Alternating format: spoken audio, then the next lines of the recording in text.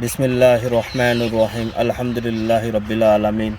मेरा नाम मोहम्मद इमरान है, बी एस ऑनर एग्रीकल्चर ते अल्टीगा एग्री सोल्यूशन की तरफों असी हाज़र होए हैं। चक नूर सर साढ़े नाल मौजूद ने, अकरम साहब। असी इन्हों प्रोडक्ट मुतारफ़ कराया सी कुटेन पी के नाम तो, जिदे विच मैग्नीशियम सल्फेट है, पोटाश है तो फास्फोरस है।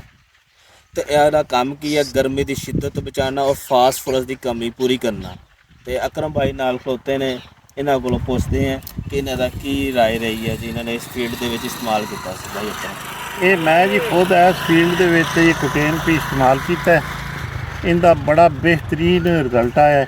एक तो इहदे ग्रीनिंग बहुत है, फिर नरमा है जोड़ा ना हरा भरा बहुत ज़्यादा है।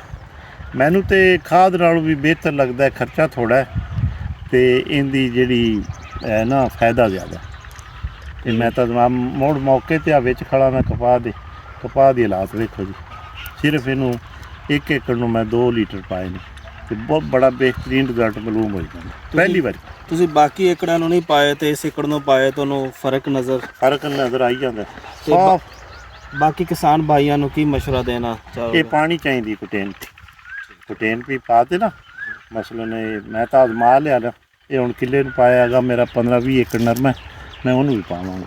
ठीक है, बहुत बहुत इनका बड़ा रिजल्ट, खर्चा थोड़ा है और दूजा इनका फायदा ज़्यादा मालूम हो जाता। ठीक है।